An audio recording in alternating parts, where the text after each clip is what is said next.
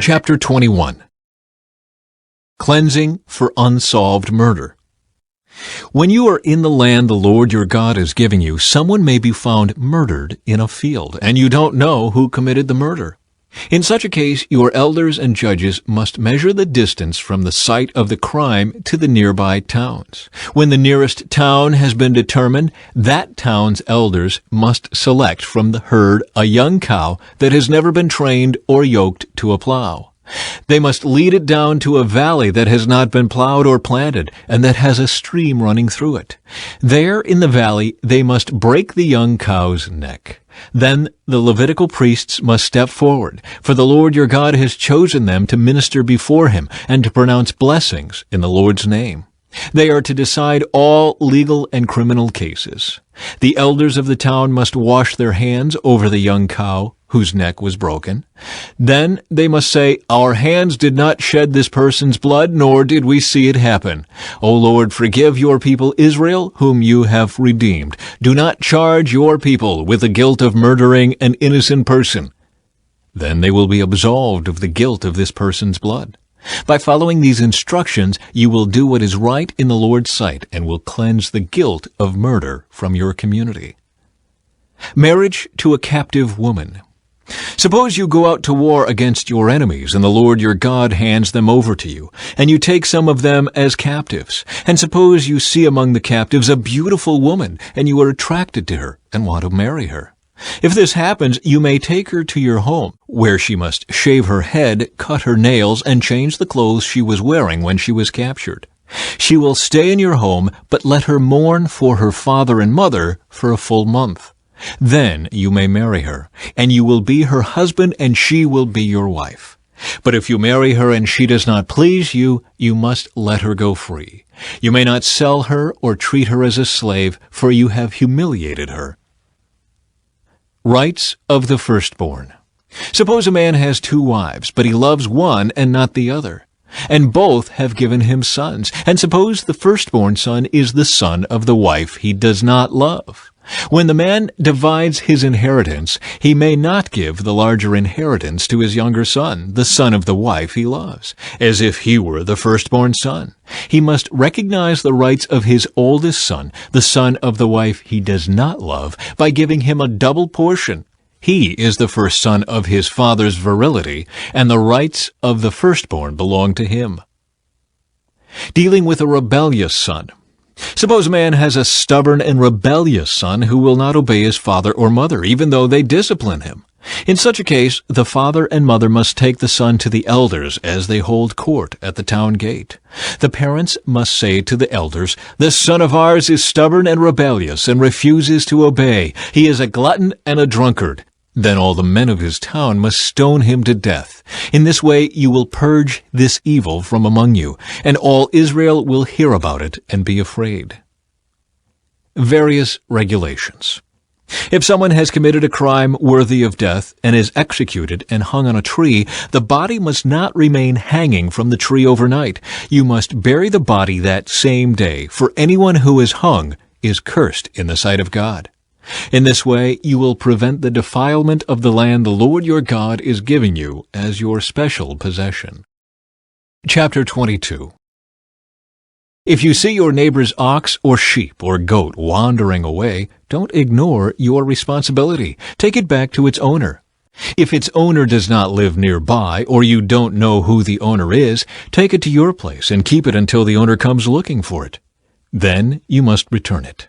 Do the same if you find your neighbor's donkey, clothing, or anything else your neighbor loses. Don't ignore your responsibility. If you see that your neighbor's donkey or ox has collapsed on the road, do not look the other way. Go and help your neighbor get it back on its feet. A woman must not put on men's clothing, and a man must not wear women's clothing. Anyone who does this is detestable in the sight of the Lord your God. If you happen to find a bird's nest in a tree or on the ground, and there are young ones or eggs in it with the mother sitting in the nest, do not take the mother with the young. You may take the young, but let the mother go, so that you may prosper and enjoy a long life. When you build a new house, you must build a railing around the edge of its flat roof. That way you will not be considered guilty of murder if someone falls from the roof. You must not plant any other crop between the rows of your vineyard. If you do, you are forbidden to use either the grapes from the vineyard or the other crop. You must not plow with an ox and a donkey harnessed together. You must not wear clothing made of wool and linen woven together. You must put 4 tassels on the hem of the cloak with which you cover yourself, on the front, back, and sides. Regulations for sexual purity. Suppose a man marries a woman, but after sleeping with her, he turns against her and publicly accuses her of shameful conduct, saying, "When I married this woman, I discovered she was not a virgin." Then the woman's father and mother must bring the proof of her virginity to the elders as they hold court at the town gate. Her father must say to them, "I gave my daughter to this man to be his wife, and now he has turned against her. He has accused her of shameful conduct, saying, 'I discovered that your daughter was not a virgin, but here is the proof of my daughter's virginity.'" Then they must spread her bedsheet before the elders. The elders must then take the man and punish him. They must also fine him 100 pieces of silver, which he must pay to the woman's father because he publicly accused a virgin of Israel of shameful conduct. The woman will then remain the man's wife, and he may never divorce her. But suppose the man's accusations are true, and he can show that she was not a virgin. The woman must be taken to the door of her father's home, and there the men of the town must stone her to death, for she has committed a disgraceful crime in Israel by being promiscuous while living in her parents' home. In this way you will purge this evil from among you. If a man is discovered committing adultery, both he and the woman must die. In this way you will purge Israel of such evil. Suppose a man meets a young woman, a virgin, who is engaged to be married, and he has sexual intercourse with her. If this happens within a town, you must take both of them to the gates of that town and stone them to death. The woman is guilty because she did not scream for help. The man must die because he violated another man's wife. In this way you will purge this evil from among you. But if the man meets the engaged woman out in the country and he rapes her, then only the man must die. Do nothing to the young woman. She has committed no crime worthy of death. She is as innocent as a murder victim. Since the man raped her out in the country, it must be assumed that she screamed, but there was no one to rescue her. Suppose a man has intercourse with a young woman who is a virgin, but is not engaged to be married. If they are discovered, he must pay her father 50 pieces of silver. Then he must marry the young woman because he violated her, and he may never divorce her as long as he lives. A man must not marry his father's former wife, for this would violate his father. Chapter 23. Regulations concerning worship. If a man's testicles are crushed, or his penis is cut off, he may not be admitted to the assembly of the Lord. If a person is illegitimate by birth, neither he nor his descendants for 10 generations may be admitted to the assembly of the Lord. No Ammonite or Moabite or any of their descendants for 10 generations may be admitted to the assembly of the Lord.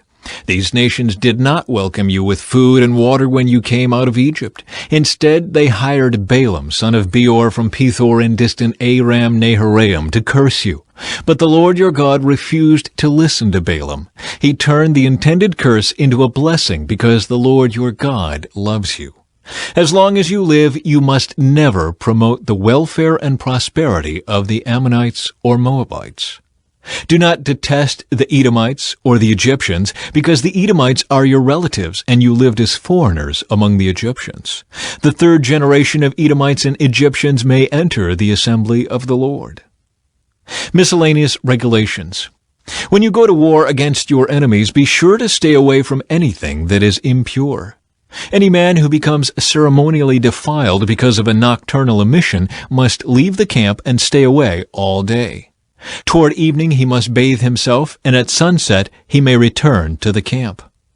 You must have a designated area outside the camp where you can go to relieve yourself.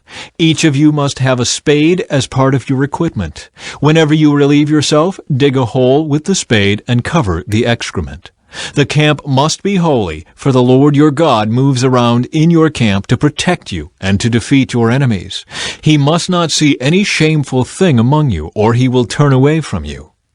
If slaves should escape from their masters and take refuge with you, you must not hand them over to their masters. Let them live among you in any town they choose, and do not oppress them. No Israelite, whether man or woman, may become a temple prostitute. When you are bringing an offering to fulfill a vow, you must not bring to the house of the Lord your God any offering from the earnings of a prostitute, whether a man or a woman, for both are detestable to the Lord your God. Do not charge interest on the loans you make to a fellow Israelite, whether you loan money or food or anything else. You may charge interest to foreigners, but you may not charge interest to Israelites, so that the Lord your God may bless you in everything you do in the land you are about to enter and occupy. When you make a vow to the Lord your God, be prompt in fulfilling whatever you promised him. For the Lord your God demands that you promptly fulfill all your vows, or you will be guilty of sin. However, it is not a sin to refrain from making a vow. But once you have voluntarily made a vow, be careful to fulfill your promise to the Lord your God. When you enter your neighbor's vineyard, you may eat your fill of grapes, but you must not carry any away in a basket. And when you enter your neighbor's field of grain, you may pluck the heads of grain with your hand, but you must not harvest it with a sickle. Chapter 24. Suppose a man marries a woman, but she does not please him. Having discovered something wrong with her, he writes her a letter of divorce, hands it to her, and sends her away from his house. When she leaves his house, she is free to marry another man. But if the second husband also turns against her and divorces her, or if he dies, the first husband may not marry her again, for she has been defiled. That would be detestable to the Lord. You must not bring guilt upon the land the Lord your God is giving you as a special possession. A newly married man must not be drafted into the army or be given any other official responsibilities.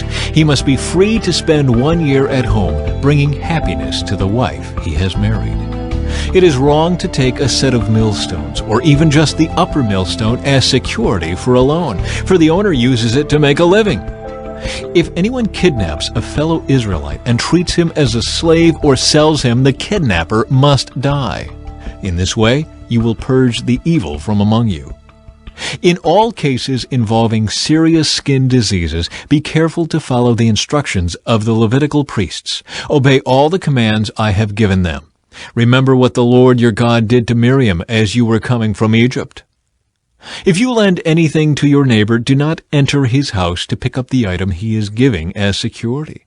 You must wait outside while he goes in and brings it out to you.